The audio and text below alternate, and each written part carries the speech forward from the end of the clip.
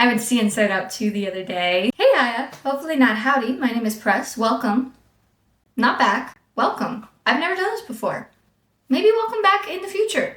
Hopefully I see you around. Hopefully we do this again sometime. I don't know. Inside Out. Oh boy. Back in 2015 when we received Descendants and Marvin Gaye by Charlie Puth featuring Meghan Trainor. We were so spoiled that year. Pixar dropped the emotional bomb that was Inside Out into theaters that year, and it got nominated for Best Original Screenplay, one of 2 animated features, I might add, that got nominated within the past 10 years for Best Original Screenplay. So when you're thinking about a pretty well done animated family movie that has a really good story, you kind of gotta pick Inside Out on that one. Opinion time! For me, Inside Out, I think, is one of the best Pixar movies of all time. If not the best. The point is, I'm putting it up there with the Pixar legend. Knowing that Disney, is announcing Inside Out 2, and I think Inside Out's one of the most brilliant family media movies ever. I'm sitting there.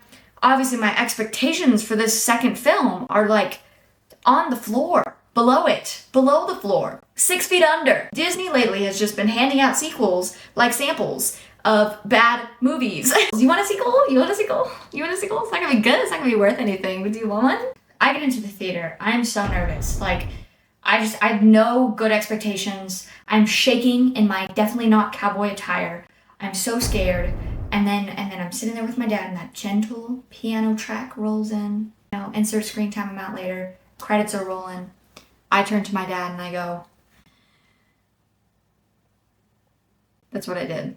Guys, it's good. It's a good movie. And I was so stoked that it was good because I was so scared and I have a lot to say. So buckle up, lock in. Here we go. Inside Out 2. Kidding. We're talking about the first one first. So what of the first Inside Out? It's brilliant. Okay. I already talked about how it's got this amazing story, but what is so brilliant about it? To catch you up, you already know the story, so this is going to be very short. You have Riley, who is our little main character, and Joy, who is our protagonist in this film, going through a very hard time because Riley moved away from home. And Sadness, who is, oh my gosh, you'd never guess what she does. She's been touching a lot of the old memories and making them sad, so Joy's like, hey, why don't We don't do that. In an attempt to keep the core memories, which form Riley's islands of personality, from being contaminated and becoming sad, she accidentally transports herself, Sadness, and all of the core memories into Riley's long-term memory. And they have to find their way back and bring the core memories back, and oh my gosh, Joy learns that Sadness isn't the bane of Riley's existence, and that Sadness can actually help you and get you to a better place in life. And it's all about toxic positivity, overcoming that, and just letting yourself feel. Why is this movie so brilliant? The world building. It's incredibly detailed world building. There are so many little things in the world buildings, from like the little facts and opinions bit to losing your train of thought to the subconscious. You have all these little things. Everything is so detailed, so thought out. Even these 3-dimensional, one emotion characters, they're just written so well within the world, and it just, everything makes sense. It doesn't feel out of place. It's a hard thing to do, especially when you're writing about something as abstract as feelings and emotional processes. Second thing is actually the intentionality, which is everything that's happening is part of an emotional process. You have Joy and Sadness and all the core members being kicked out, and her islands of personality are falling and crumbling. That's all part of what's going on in her heart and in her mind when she's experiencing this move that's really hard for her. Everything that's happening is supposed to happen for Riley to accurately process where she is and get through things. Third thing is it avoids the biggest mistake that family media makes, in my opinion, which is assuming kids are dumb. Kids are so intelligent and they can okay, they're not so intelligent. Kids are intelligent. It doesn't assume children are stupid. It says, hey kids, you're intelligent enough to understand what's going on. And it explores things like apathy, depression, ambivalence, and these really hard to understand concepts, and it shows them in just such an easy way for kids to understand. Kids media isn't just to entertain, it should also be to enlighten and to educate. They're learning, they're growing, they're gonna have these feelings. Why not help them understand it? Let's jump into the second one, shall we? Let's dive in. Let's do this. Guys, I've never made a YouTube video. I'm just gonna do my honest review of Inside Out 2. I'm gonna talk about the good, the bad, and the beautiful. I don't think it was ugly. I think that's a little rude. Spoilers, guys. I am going to flag my spoilers so that you can watch this video completely spoiler-free with this and a little timestamp. So what was good about this movie? Hockey. This is Joy, coming to you live in Riley's mind. Hockey? Make some noise! I did not care about hockey, and then I went to this movie and I left wishing that I played it my whole life. Like the first movie, this movie kind of surrounds around Riley's passion of hockey, and it was enjoyable. I actually really liked getting to see her play. It was actually just really entertaining, and as somebody who knows nothing about sports and doesn't really care about sports, I was so enthused to see these like super sick plays that I assume are super sick. I don't know. I like when a movie makes me engaged in something that I wouldn't normally be engaged in. I think that's pretty cool. Good thing number 2, it kept the smartness. There was a lot of funny bits that were using a lot of funny mind tropes. What is that? It's the sarcasm! Sarcasm. We are suppressed emotion! It goes through like a bunch of different processes in a way that I think was clever and was smart. You also have a tent that exists where anxiety is just putting these images into Riley's mind over and over again, but she's making these people draw these things and projecting them into her mind of like everything that could go wrong. Joy then comes in and kind of messes with that system and starts sending up pictures that are encouraging, and you get this process of somebody being like so anxious they can't sleep, they're going through all these things, and then their brain just starts coming up with these really stupid scenarios and they're like, oh, okay, it's fine. One thing that I would say is good is I think in a lot of the ways it is consistent with the first movie, especially in ways that matter plot-wise. The whole plot about the first movie is Joy coming to recognize and value sadness. She values sadness in the second movie, and their interactions are really cute and wholesome. Have I ever steered you wrong before? Many times. There's this one line in this one scene where sadness is really scared of messing something up, and Joy's like, you can't mess anything up. Where you go, I go. Aww. Joy and sadness, despite seeming antagonistic, are coexisting in a really good way. Obviously, something else that I have to talk about that's good is the depiction of an anxiety attack. It was really well represented in showing what it looks like and what it feels like. It's hard to find good depictions of an anxiety attack in family media where I've been having anxiety attacks since I was 11. And it's something that a kid doesn't really see themselves experiencing and see it happen in other places and feel like it's normal or it's okay. Another example of this, I would definitely say Puss in Boots: Last Wish did it really well. Owl House did it pretty well. But yeah, I think Inside Out did it really well as well. We're going to talk more about that in the beautiful section. The bad.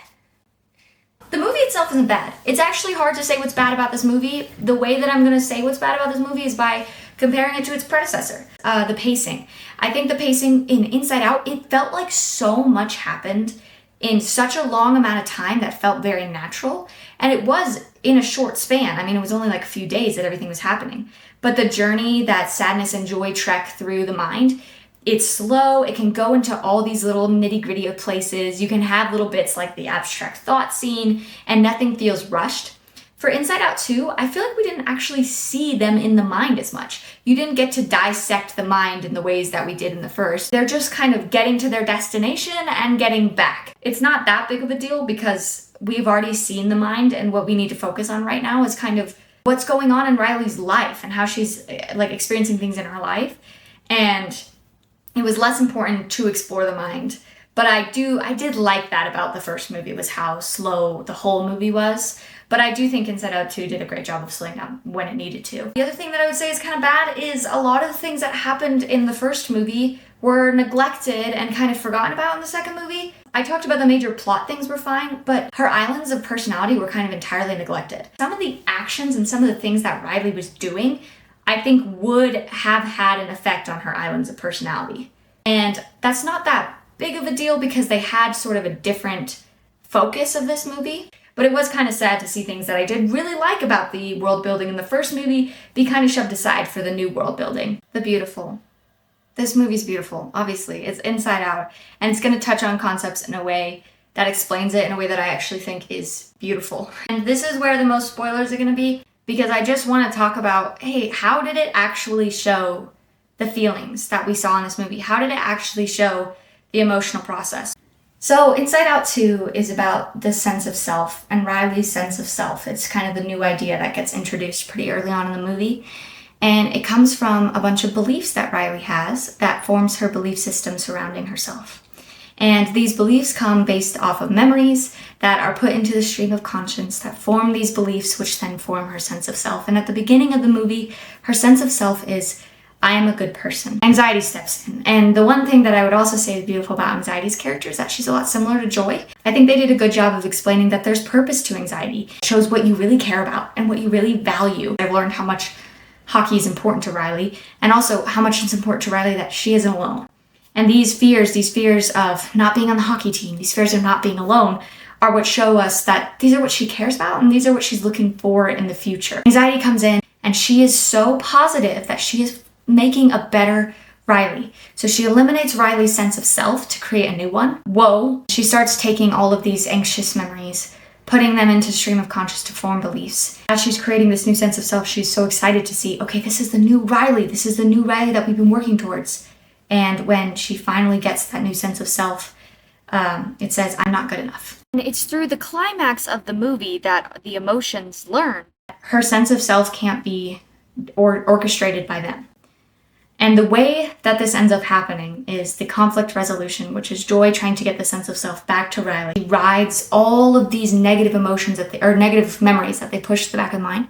She brings it all forward and it falls into this stream and it forms all these beliefs. And it's this idea of like, all those bad memories can form your sense of self too. And that's not bad. The whole message of Inside Out 2 was that who you are is good enough. And I didn't cry in that movie, but my dad did. And it kind of shows this perspective of like, also like in the end credits, they really do shout out parents. It was a movie for parents to say like, hey, your kid is good enough. And it's in these ways. I'm the worst! In these ways. I miss home. In these ways.